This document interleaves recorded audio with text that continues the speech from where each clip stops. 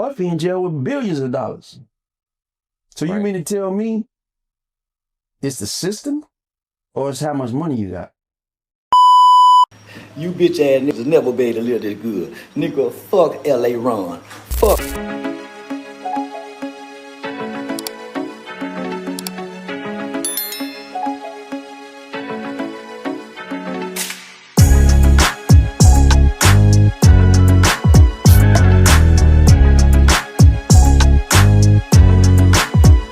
You are now tuned into the Bob Report. LA Ron. We back again on the Bob Report. Thanks for coming. How you doing today, brother? I'm blessed, brother. I'm blessed. That's good, man. I really want to get right to it, Ron. I ain't finna play with you. Mike Epps, not too long ago, he made a statement about how guys from prison shouldn't be celebrated. You're a guy that just came home after a life sentence. You did 33 years straight, no smut on your name, and you home in your right mind. So how does that make you feel to hear that statement from Mike Epps? You know, Mike Epps is one of my favorite comedians. He reminded me of Richard Pryor. When I was a kid, I used to listen to Richard Pryor and try not to laugh. But I think they took Mike's opinion out of context because I know he didn't mean that we shouldn't celebrate guys coming on from prison, but at the end of the day, we celebrate things a little different because the Bible says when you die, you're supposed to celebrate.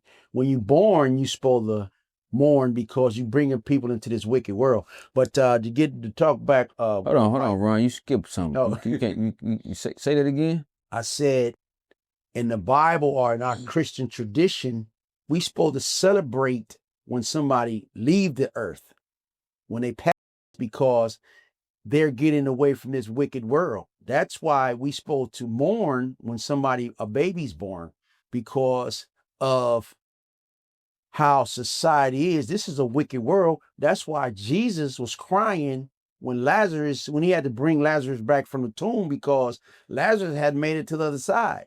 But he had to bring Lazarus back to show the miracle of Jesus Christ. So he was crying and mourning, and then he brought Lazarus back. But to talk about, a guy getting out of prison, a lot of times, man, those stories that we get from prison, they be real authentic, and they be coming from, like when we was growing up, we used to listen to stories from the state prison, because a lot of people wasn't in the feds when we was young. So when Raymond Washington and these guys, because Tookie never came back home from prison. So a lot of these guys, man, that come home from prison, they would tell us these stories. And they were saying how they got into it with the Bay Area guys, the BGFs, and the California Crips, or the California people from LA. We not California, we in California prisons, but we live in LA. Mm-hmm. And that's how a lot of our brothers and uncles came home telling us these stories. And that's why in our culture, in Crips and Bloods, having the big arms, the big chest, being big and swole, because you ever notice the first thing a person asks when a person get out of jail, they say, "Hey man, what's up, man? Big Fish just got out. Is he big?" And you be like, "Oh man, that swole, man." Or he might say, "Man, that look like he been smoking crack for the last 10 years. This did 10 years, he ain't got no size on him." But muscles is a big thing in Los Angeles, in prison system, because that's why the prison pictures is so valuable.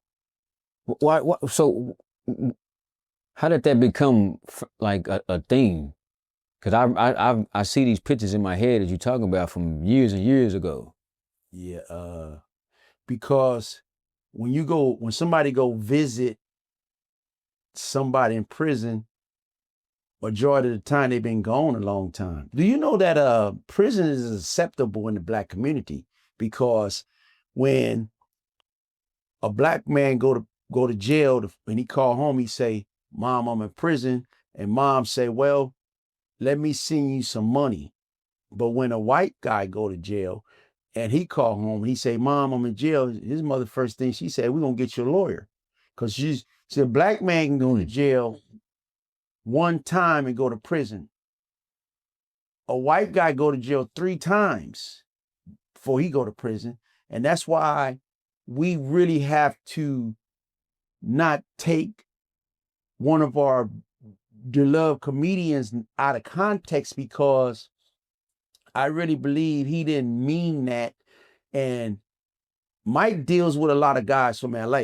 I'll be watching his cars and I watch how he carry himself. And I think Mike, man, is a good person, but I really think that they shouldn't hold him to put his feet to the fire on this issue. Because a lot of issues he talks about in his stand-up. And this one is more like, I think he was trying to say it's not good for the kids.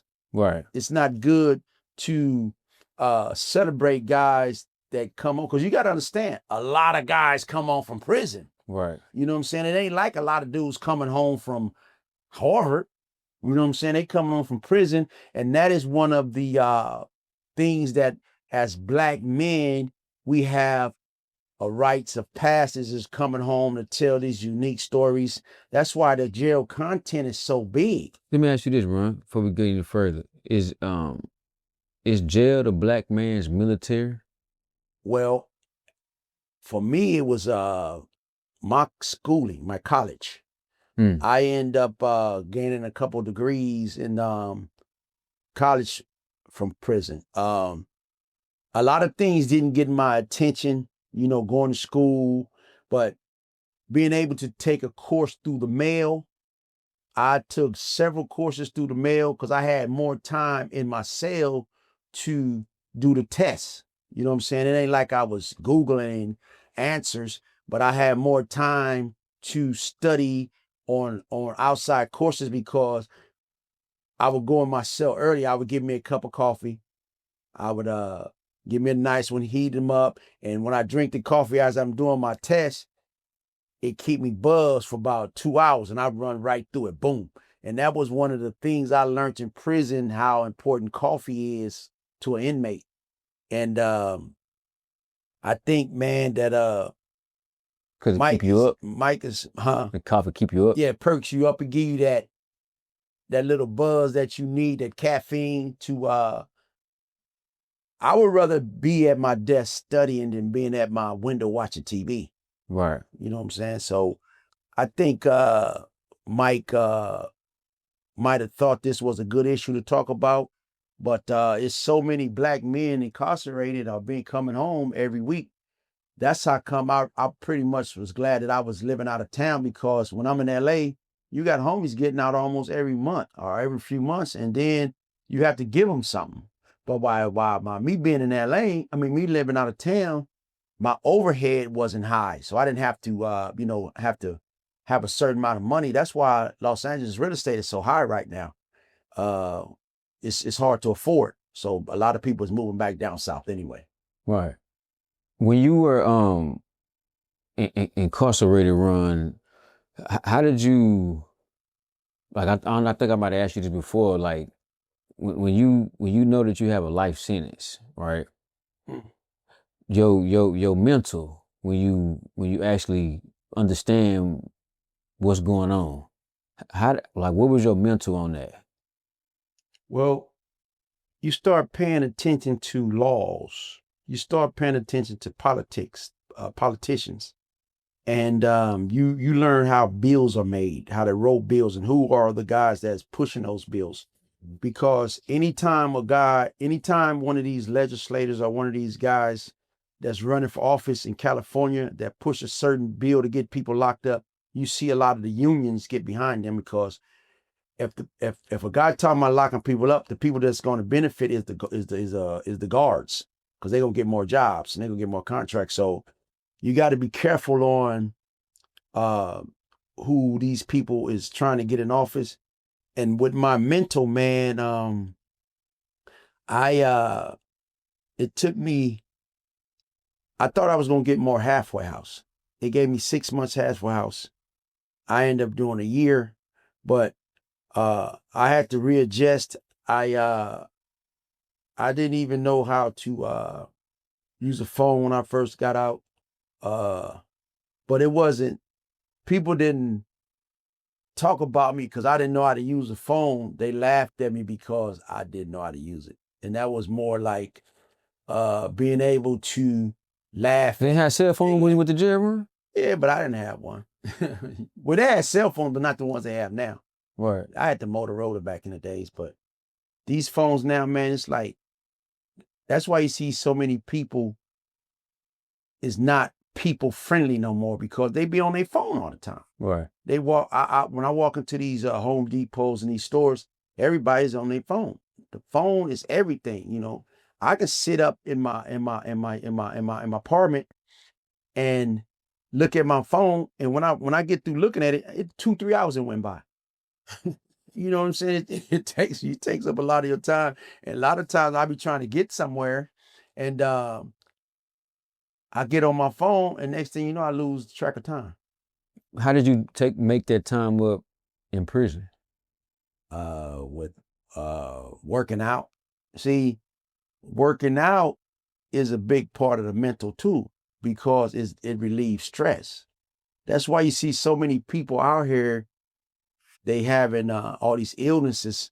And when you look on the phone, you got people on there pushing natural, you know what I'm saying, on herbs and spices. But these big major drug companies, they don't want you to do it to the natural way. That's why I see how guys is coming up missing. You see the guy that was turning plastic into fuel? Yeah. He come up missing. Doctor, the other guy, the doctor that knew how to cure certain diseases, a lot of times they say they come up missing. Why did they come up missing? His son is incarcerated now in Texas.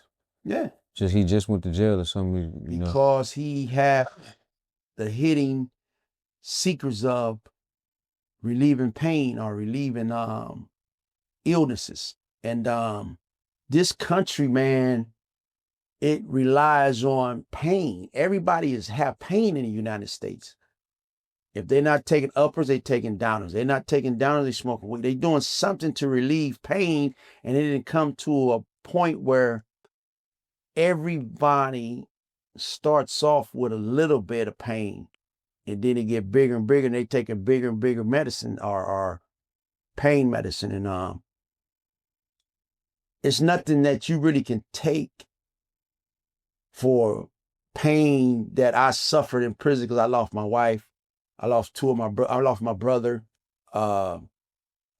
It's nothing really you can take for those tough times, unless you got a hold of some alcohol and everything, but that only lasts temporary.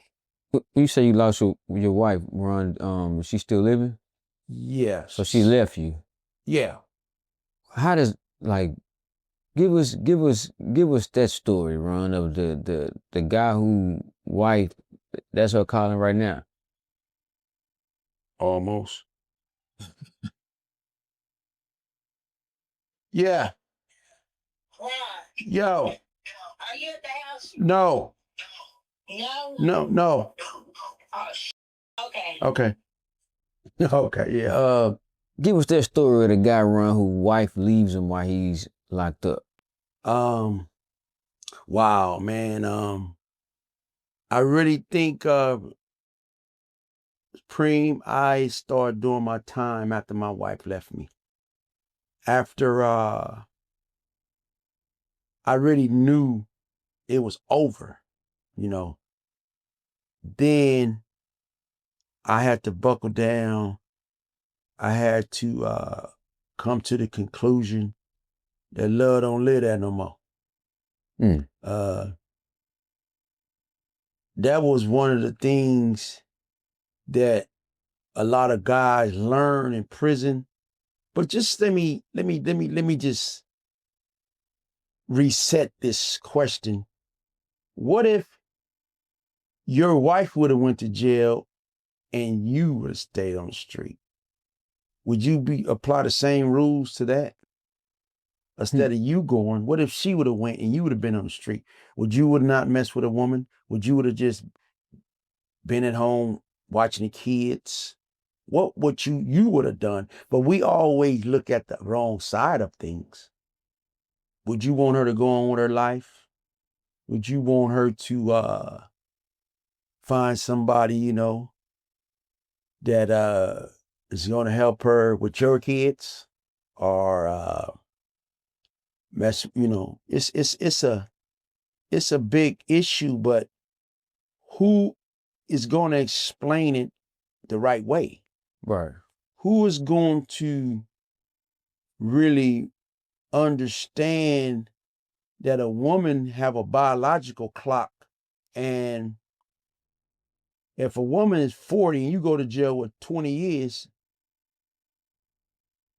she gonna be 60 some months when you get out. Right. She was young when you left. I did 33 years, If my wife was 30 something when I left, she would be almost 60 something when I got out, because I'm 60. But I don't really trip because I'm one of the most eligible bachelors right now.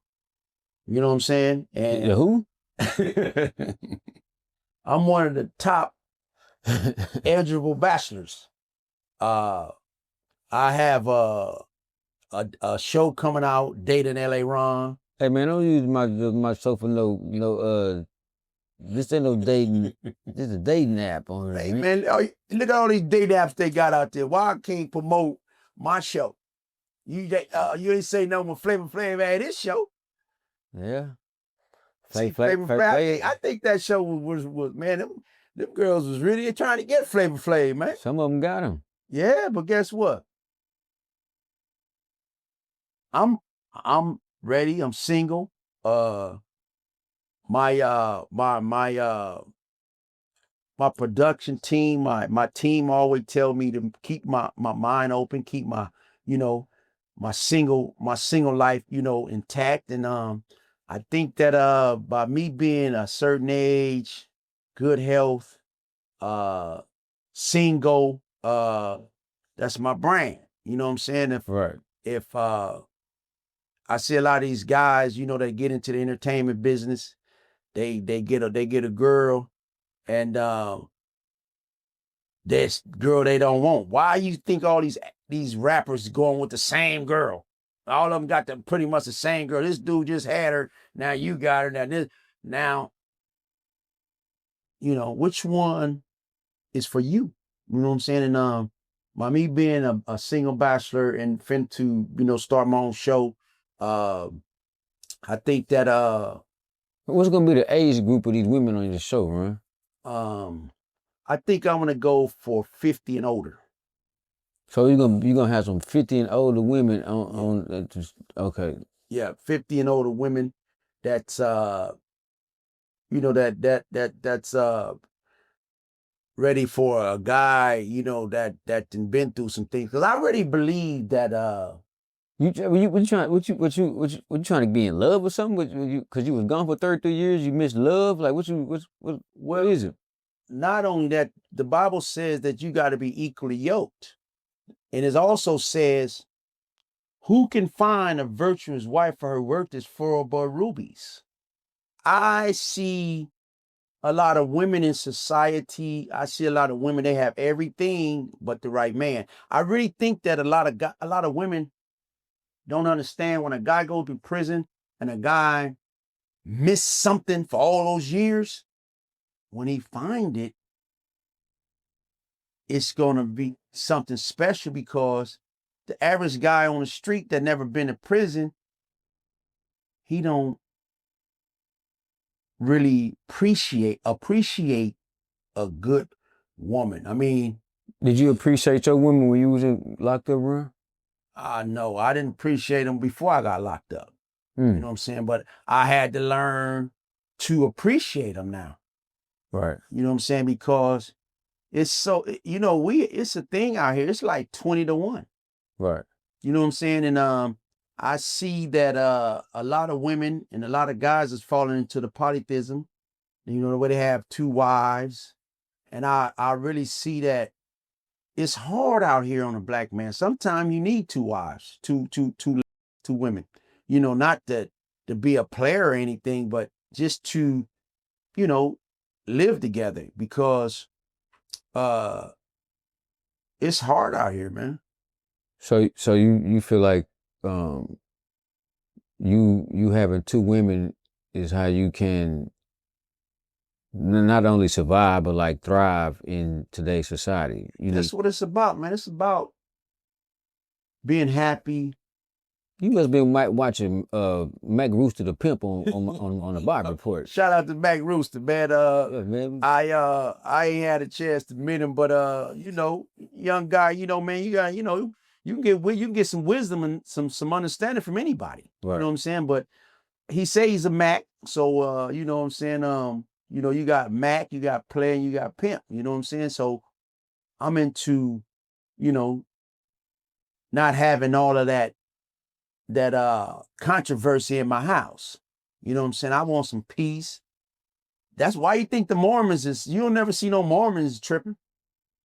Right. They got a lot of wives and stuff, but you know, I really think that, you know, I kind of always lived in Poly right here when I was in Fort Worth. That's where the name come from, polytheism. That's what that town used to practice.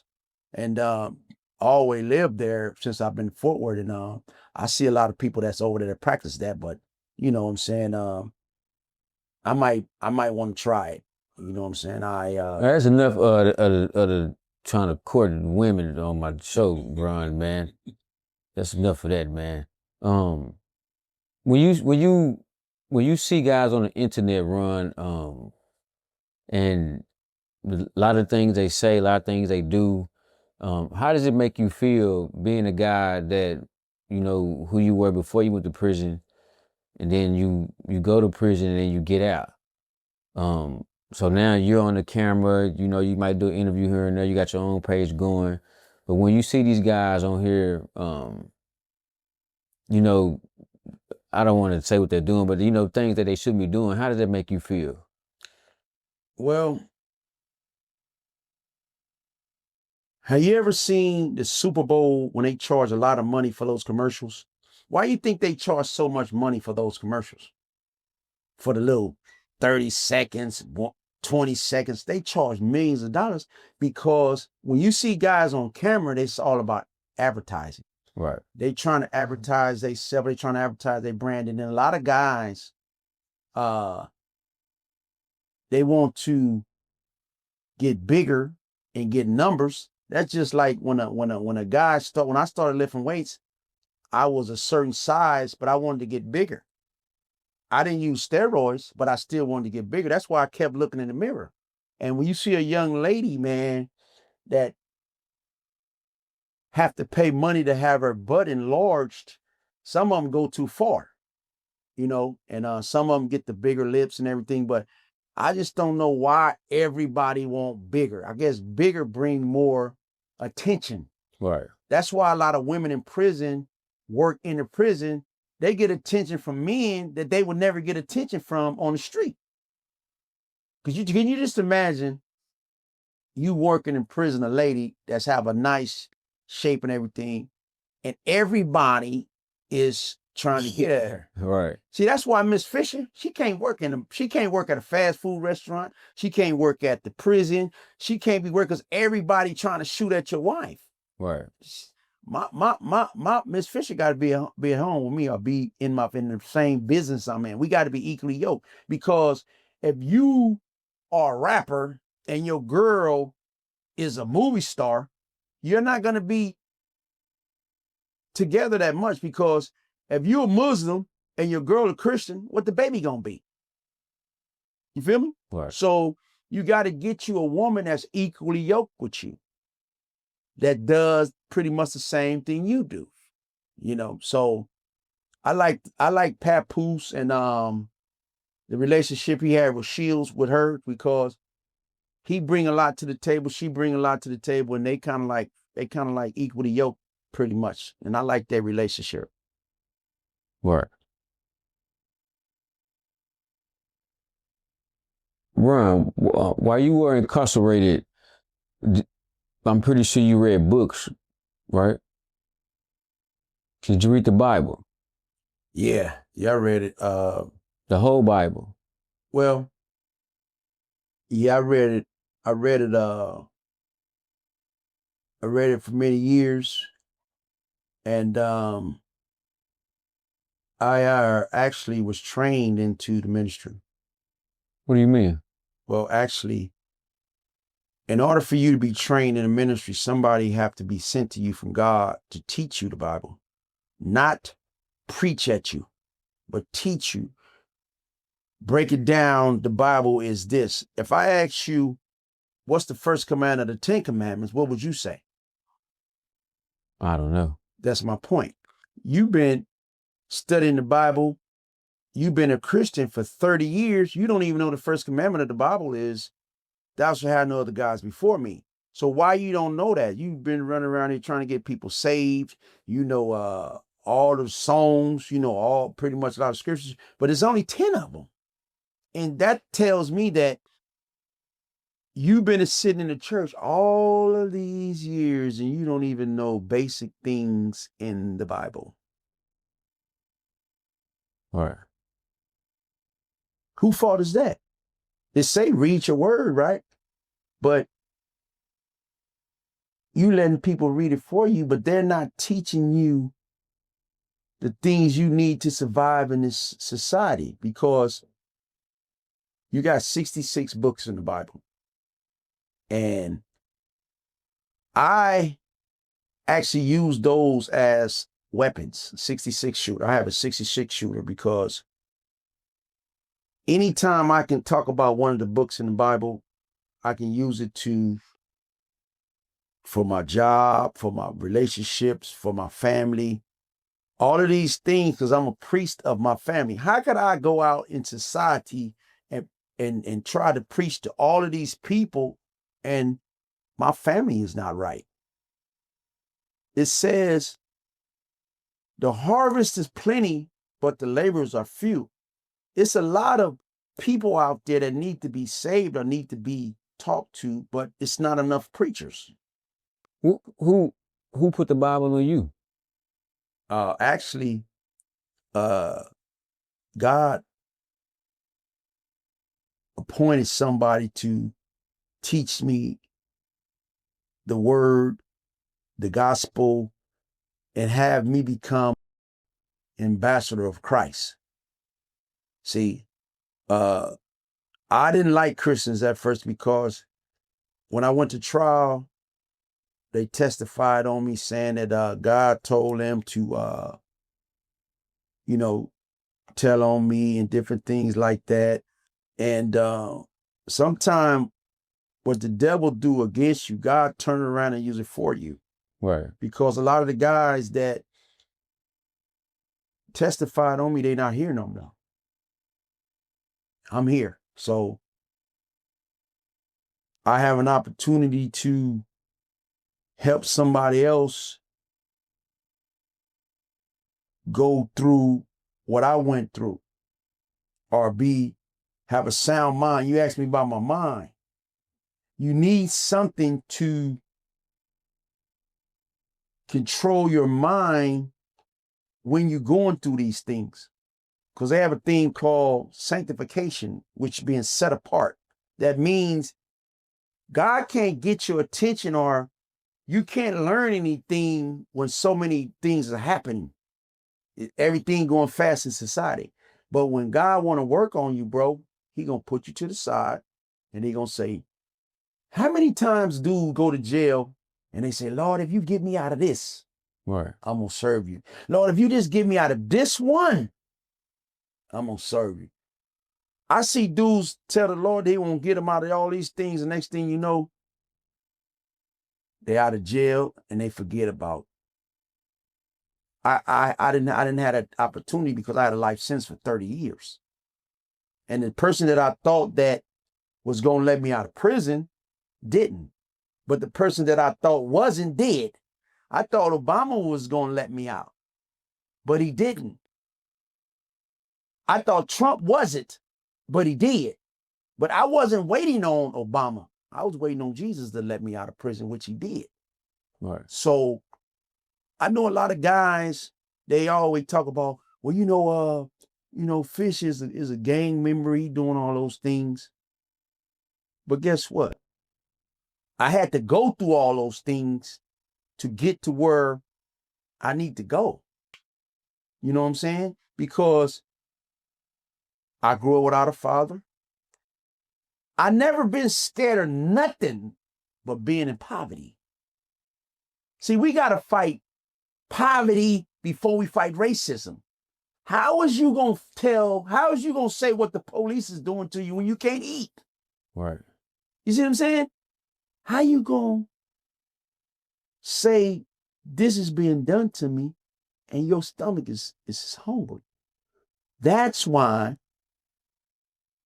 you got to be wise as a serpent, but humble as a dove.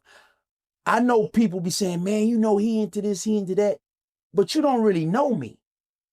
You don't know exactly what I've been through, because if I was really trying to be something that I'm not, don't nobody care about the 33 years I've done. These dudes talk stuff, but what about them 33 years I did? Right. What about the 33 years I did by myself? See, what about the 33 years I done, and when people see me on the YouTube or whatever, they don't even look at that. They look at, how can I attack him? Or how can I get him in his feelings? Bro, I fought the powerfulest government in the world. I'm not worried about you, bro. It ain't nothing you can do to me that ain't already been done to me. Right.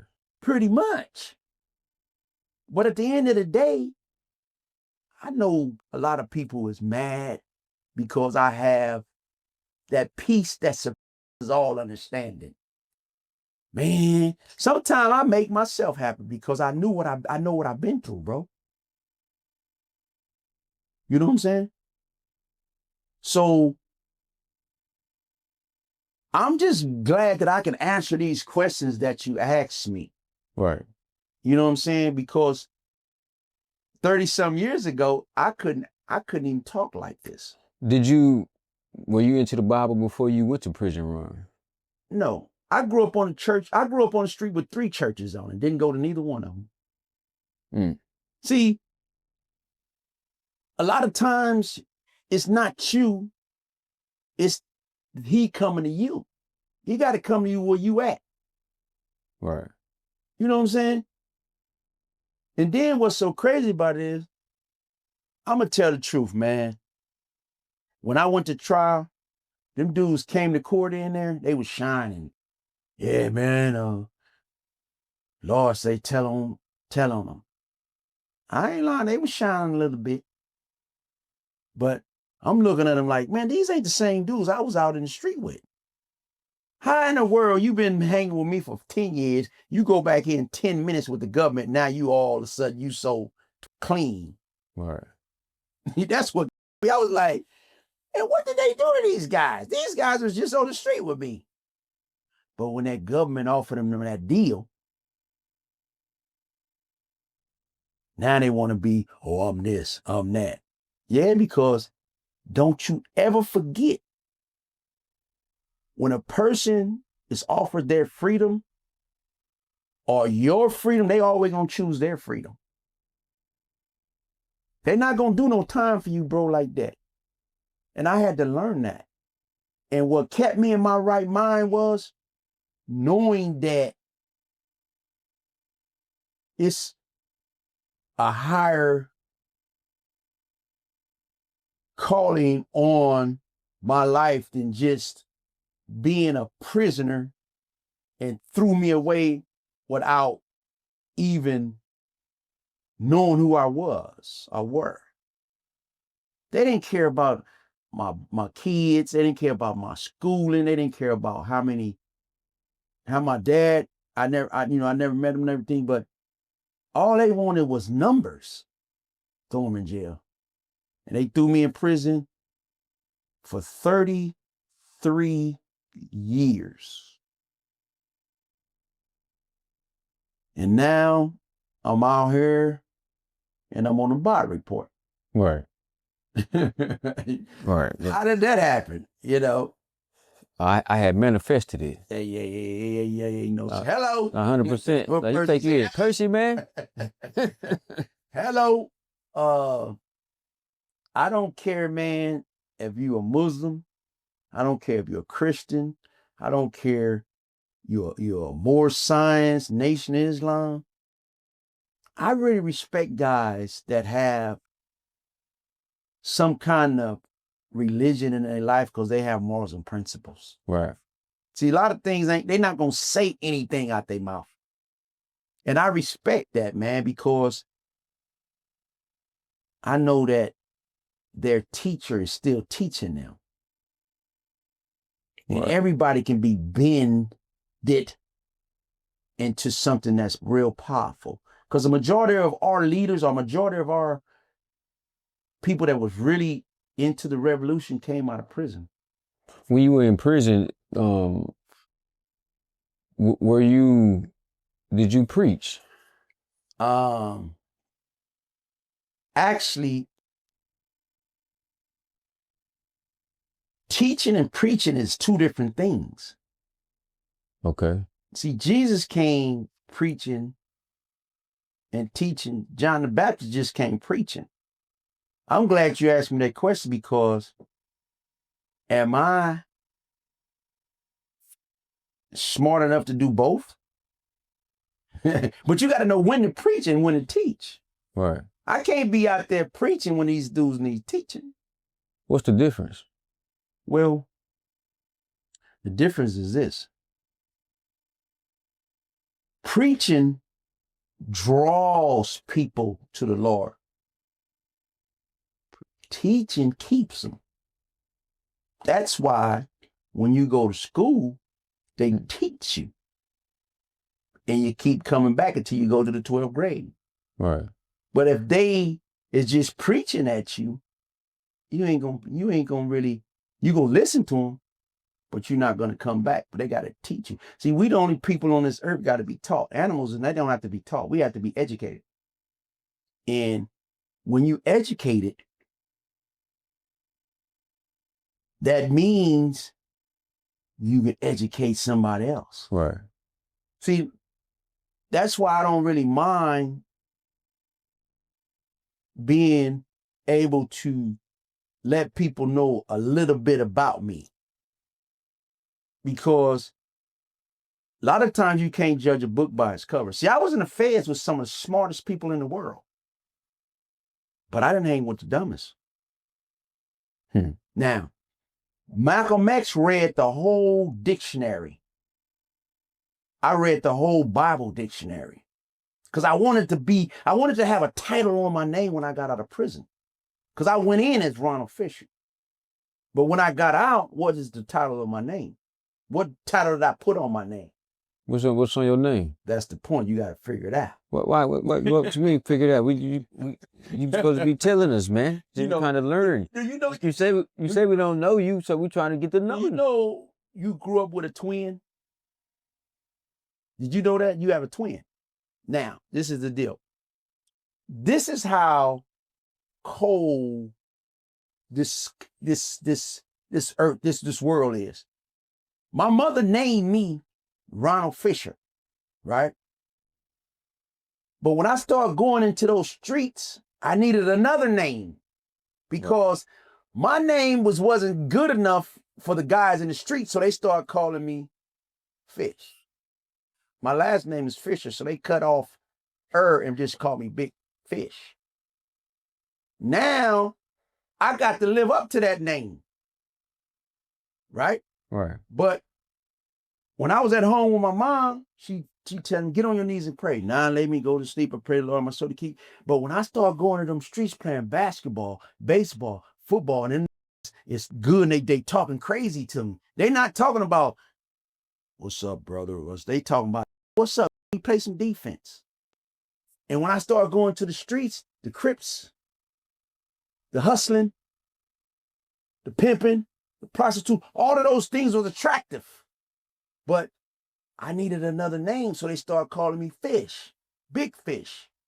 Now, I got to prove my point. I got to prove that I am these people. I am this guy.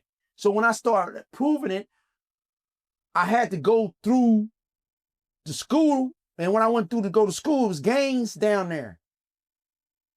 Now, I had to go through that every day. I had to go to school. And I had fights and everything. But I had to learn my community. And when I learned the community, I know dudes went to the military. I know dudes went to school, went to, played sports, but I didn't get an opportunity to do those things because my mind, I wasn't ready for that. So I started hanging with the gang members because they hung at my house. I started hanging with the gang members and I learned gang etiquettes. I learned everything about it. I never went to prison till I was 27. So I never really was around incarcerated like that. But everybody in my neighborhood on the east side pretty much was going in and out of jail, in and out of jail. I got brothers and stuff that went in and out of jail, but I was on some money tip. So when you came to Fort Worth, I heard you mention about you had a twin, you had two different names. You had another name in Fort Worth, L.A. Ron. Yeah. Ronald Fisher, Big Fish, L.A. Ron. That's what the streets call me. Because L.A. is just like being a Laker fan. How many championships we got? How many rings we got? So when you come from a place that's known for winning, and you go to other cities that have teams too, but your attitude had a lot to do with your altitude. So when my attitude was win, win, win, win, win, I come down here with the Lakers attitude, Kobe Bryant attitude, mumble, win, and that's what I did. I won. Then I went to prison, I lost. I got back out, I'm on the Barbie Report, I'm winning. I'm on Real Life Street Stars, I'm winning. I had an opportunity to meet guys that I never would have met if I wouldn't have went through my life. See, this is my life. It's almost over. See, that's why I'm not really tripping on me. It's about telling these stories and letting these young brothers know. Okay. You ready to let us know what's on the front of your name now? L.A. Ron? No. Which one? Your real name. What my mama named me? My government? Right. What about? You said it was something in the front of your name. No, when I got out of prison, I had a title on my name. What's the title? I ain't telling you. See, now there you go. You need to even tell us if you that might be for another interview, bro. If you preached in prison. I'm preaching right now. That's what you're doing? I just see you over there. I see you over there. Be careful, gonna be some, be careful right here, bro. I see you over there. You think I don't see what you're doing on that camera? You listening to the gospel, brother. Yeah, I'm listening to it. I'm supposed to. Oh, you don't like the gospel? Yeah, I love it. All right, then. What you talking about? A bishop is for the battered and shepherd is for the shattered, man. Bishop for the battered. I might bring out that bishop robe one day, man. We already got a bishop. Who? Bishop Eli. Yeah, you right. I've been to Eli's church. Been to his church? Yeah, I've been to Eli's church. I've been there. Yeah? I've been there. I've been to his church. Did some things up there. But I also been to the gym. What's the gym? The boxing gym. You You can't be a preacher that can't fight. Yeah, Bishop know how to fight too. George Foreman know how to fight. Right. you know, have I ever showed you the punch from heaven? No, what's that? It's a punch that God gave me to knock the devil out of certain people. Right. You want to see it? Nuh-uh. Okay. Now I'm gonna show it to you if you want to see it, but it ain't. I ain't got no devil in me. I ain't saying you. I'm saying people that has it in them. Yeah, I got some few people I want you to show it. Okay, I'm gonna show it to them on camera. You want to see it? You gonna show it from right over there? Yeah, I'm gonna show it from right here. All right, go ahead. Oh, you want to see it again? I just showed it to you. You didn't see it? You want me to show you again? I just showed it to you. You want me to show you again? Yeah. Your eyes is not quick. The hands is quicker than the eyes. You know that, right? For sure. Why you think Muhammad Ali was so good? Because he had a punch that Sports Illustrated timed it. It was zits of a second. Right. So you don't want to tell us? I just told you, brothers. You know, I did a lot of things in prison, man. But I always was winning in prison because I'm out. Right. And I hope that this reached to the right people and let Mike Epps know, bro, we're not going to cancel you out because you said we shouldn't be celebrated as we get out of jail. But I understand it because we shouldn't. But at the end of the day, this is all we got, man. Right. We ain't really trying to say what comedians shouldn't do. We shouldn't celebrate them. Because going to jail is not cool. But guess what? If those are cards you dealt, you got to play them. Right. How did it feel when you were released? And I came home and I was celebrated. I was actually liberated.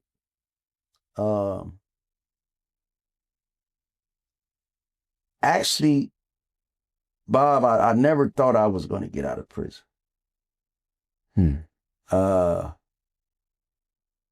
My kids did. My mom couldn't wait. Out of sight, out of mind, bro. People have forgot about me, Bob. People wrote me off. People said that he was in jail for something that's bigger than him for nonviolent drugs. They thought I was in jail for something else that was carried a life sentence. But that was the law at that time. Crack cocaine. Right. You know what I'm saying?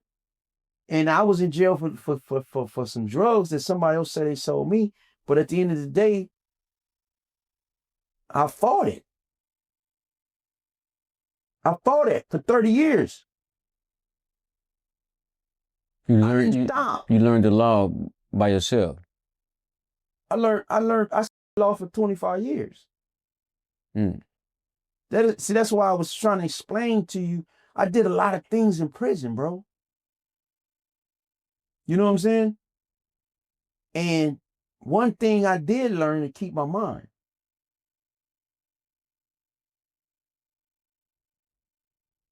You know? Right. I had to learn occupation. Because if you don't teach your kids occupation, you might as well teach them how to rob and steal, because that's what they're going to do. Right. Because I went in prison without occupation that I thought was occupation. But the government say, nah, man, you're not, that's not legal. Even though I didn't get caught doing it, but that was the law of the land. And when it's the law of the land, sometime you're going to suffer the consequences. Right. I don't care what kind of lawyer you got. OJ went to jail with millions of dollars.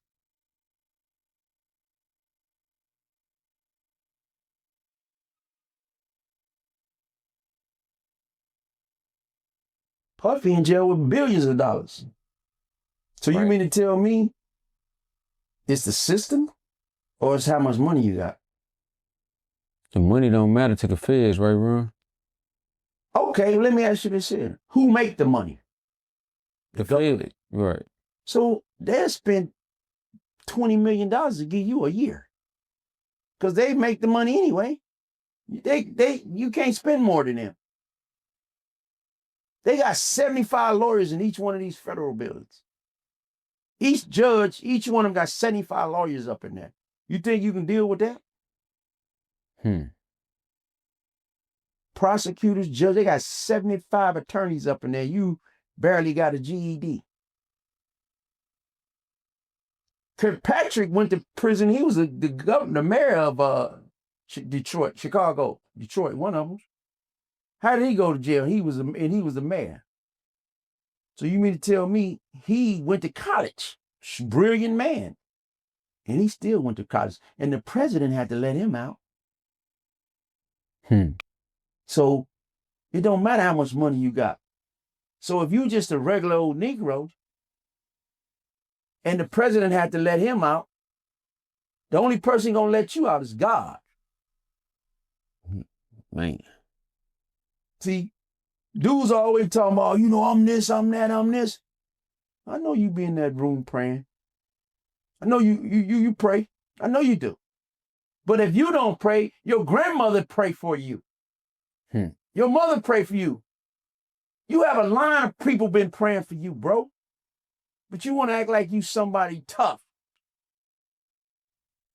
You've been sustained by prayer. I don't care what you say. Well, I ain't never met nobody say, man, don't be praying for me, man. You better not be praying for me. What they always say. Pray for me and I pray for you. When the last time you prayed, bro? Every day. See? When dudes get them life sentences, when they get that sentence that day and they go back to that cell, that unit, and dudes in the unit, they be like, don't say nothing to him, man. He got life sentence today. Yeah, he got a life sentence, man. Don't say nothing to him, man. He got that life sentence, man. And they watching you. Then you go in the cell and you lay down and you set it. You might say, man, what happened? Man, they gave me a life sentence, dog. Huh? Yeah, they gave me that big one. Then next morning you get up, you don't even want to get up. You get up and go take a shower, might not even want to eat. Then it says, weeping endures for a night, but joy comes in the morning. After you get that sentence and one day go by, days go by, 3 days go by, next thing you know, a month, a year, and then you start doing time. Then when your wife leave you, you start doing better time because you don't have to worry about what she's doing out there. Having a wife is not a good thing in prison while you're in prison. Okay, I seen a lot of guys, man, when they're on the street, they don't want their wife to go to church. But when they go to jail, won't you start going to church? Why you want her to go to church now? You should have been having her go when you was on the street with her. Now all of a sudden, you want her to go to church now because you think that she gonna act right. Or she gonna pray for you and help you get out, try to get you out and all that. Now you want her to live that life, but you should have been living that life with her before you went. You feel me? Right. You should have been living that life, man, with her or with your family when you was on the street. But if you really want a good wife, don't go to jail. Did you have to tell yourself that, Ron? Yeah. I'm still telling myself that. Right. If you want to keep the girl, East Side, West Side, worldwide, welcome to Story Time with OGLA Ron. Please don't forget to smash that like button, comment, and subscribe. Don't forget to the website. Go to the website and buy that merch. Today, I want to do a story on one of the homies that passed away in YA. His name is Little Merc, 97 East Coast. How do I know Little Merc? Well, I know Little Merc because I know Big Merc. But today, I know that I wanted to do a story on both of the Mercs, but I want to do one on Little Merc first. I know Big Merc gonna get mad, but I ain't tripping on Big Merc. He's a knockout artist. He broke his hand 7-8 times, but I don't want to talk about Big Merc today. I want to talk about Little Merc. How did I get familiar with Little Merc? A lot of times, man, I used to drive through the 9-7s, and one day I came over there, and the homies was telling me that it's a Little Merc now. So I'm laughing. I'm like, man, where he at? So he wasn't there that day. So a couple of days later, I came, maybe even a month later, I came by, and we was laughing, and we know all the homies was laughing over there. Jimmy, Box, Merc, Ron, a bunch of us over there laughing. We like, hey man, look at that dude, man. He look just like Big Merc. We laughing and everything, and then come to find out that is Little Merc, man. But Little Merc was one of the downest dudes, man. I seen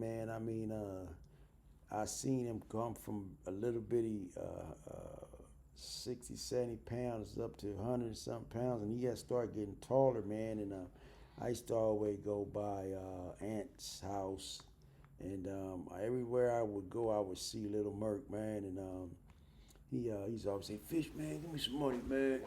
I used to always break him off. I say, "Man, meet me up at M&M's, man, and I buy you something to eat, man, because that's what dudes used to do to me when I was little, coming up and into the gang situation. And yeah, man, just to give Little Merc his due, man. I know Big Merc ain't mad because this is Little Merc, but at the same time, man, I wanted to tell this story. He was dear to my heart, man, and I know Little Merc, man. Every time I come through the hood, I come through in the BMW, man, and Little Merc be looking. I'm like, "What's up, baby boy?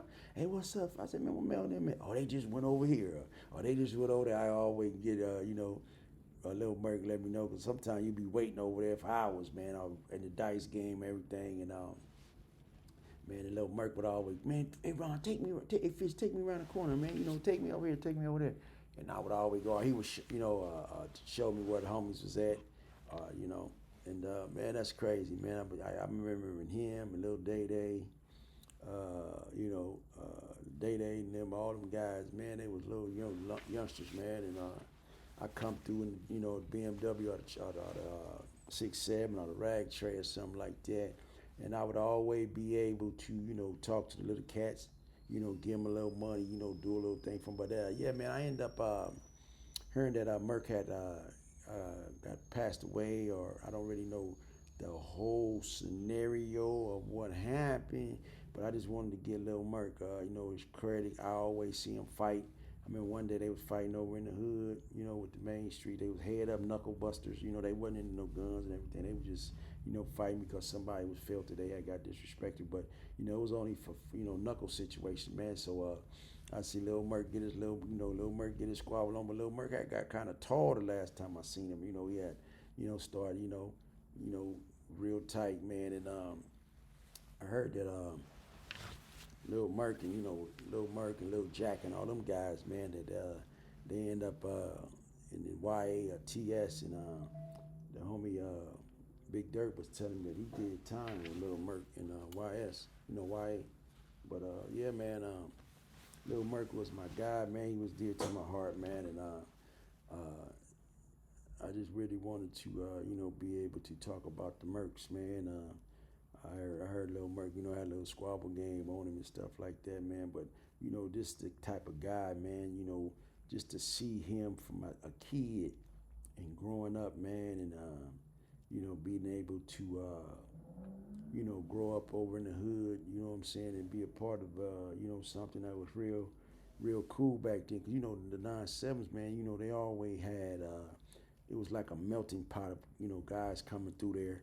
You know what I'm saying? You gotta kind of like watch out for the bebops, a little bit other little families and stuff like that, man. But I always liked it to be up at the M&M's. I used to like to go to the motorcycle club, over there, do a little gambling at the store across the street, and just to, pretty much go to the dairy. And then my other homie lived over there, and Kato lived over there. But man, just to talk about Lil Merk, man, I don't know what happened while he was in YA or TS, but I heard that one of the guards or something like that was hurt Lil Merk, got Lil Merk, choked him or whatever, man. But I just wanted to pay my respects. You know what I'm saying? I just wanted to be able to bring this guy to life again, man, because he was a real dude, man. He was a young dude, and I seen that a lot of guys that was his age, they older now, and I'd be able to to give them their due. I did one on Jack.